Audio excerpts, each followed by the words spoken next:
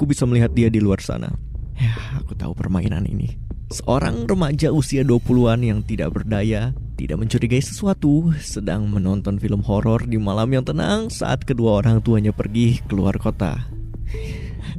Ya, kondisinya terlalu sempurna. Satu-satunya kesempatan yang kumiliki adalah serangan pertama. Aku tidak akan menyerah begitu saja seperti anak kecil. Peralatan, apa yang kupunya? Aku harap cukup. Aku mengintip dengan cepat untuk memastikan apakah dia masih di sana. Ya, dia tidak kemana-mana. Aku bisa melihat topeng dan jubah hitamnya yang melambai. Scream. Film tentang menghindari klise dalam film.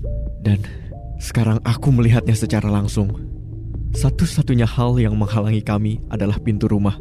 Aku yakin dia bisa mendengar aku kesulitan bernafas. Langkah kakiku yang tidak seringan yang aku inginkan. Dia memencet bel pintu. Sialan, dia berusaha mengejutkanku.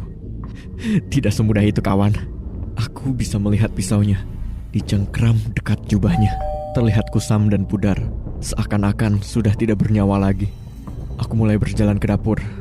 Benda yang paling cocok untuk dijadikan senjata adalah berbagai jenis pisau dapur. Oke, baiklah. Kalau ini menjadi pertarungan pisau, aku akan mengambil inisiatif.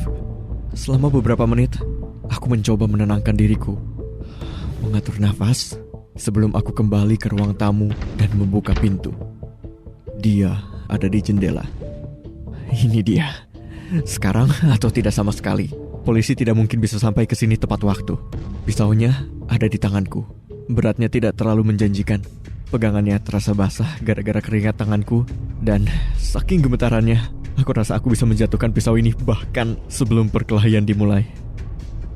Jantungku berdetak semakin kencang ketika aku berjalan menuju pintu.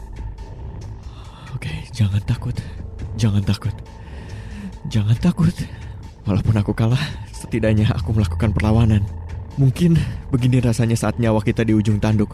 Saat para pahlawan pemberani pendaratan Normandy masuk ke kapal mereka. Kematian terlihat jelas, nyata, berwajah. Aku membuka kuncinya. Pintu terbuka dengan sedikit dorongan. Aku merasakan udaranya. Dia berhenti. Pisaunya. Aku belum pernah merasakan sesuatu yang seperti ini. Halangan di serangan pertama. Bunyi yang ditimbulkan saat menyentuh tulang. Sentuhan jubahnya saat tanganku selesai melancarkan pertahanan. Penyelamatku. Butuh beberapa detik sampai ada reaksi. Aku tidak tahu apakah itu cukup. Aku menatap lubang hitam yang seharusnya menampung mata di dalamnya. Tapi aku tidak bisa menemukan mata itu. Rasanya semua yang ada di dalam diriku mau meledak. Dia mulai goyah. Suara rintihan terdengar dari balik topeng itu. Aku mencium bau darah ketika dia mulai terjatuh. Aku berdiri sambil berusaha menenangkan diri. Ini adalah bagian di mana mereka menangkapmu. Mati? Tentu, mati yang cukup lama untuk membuat aku lengah. Ya, aku tidak akan tertipu. Aku menyeret tubuhnya ke balok pemotongan di belakang dan memastikan kalau dia tidak bisa hidup lagi. Selesai sudah. Aku kembali ke dalam dan membersihkan diriku. Aku menangis. Rasanya aku baru saja seperti diangkat dari neraka. Tuhan memegang lenganku di saat aku betul-betul membutuhkannya. Aku tidak pernah sereligius ini. Dan mungkin ini sudah saatnya untuk berubah. Hatiku jatuh kembali ke lubang di mana aku baru saja terangkat. Ada yang mengetuk pintu. Belnya berbunyi. Aku mengintip keluar dan di sana ada sekelompok anak kecil dan remaja berpakaian seperti petani. Yang satu terlihat seperti pendeta. Stephen King, Children of the Corn.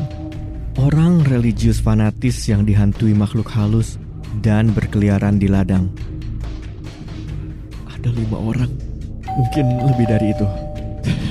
Tapi itu tidak berarti apa-apa. Aku sudah melakukan ini sebelumnya.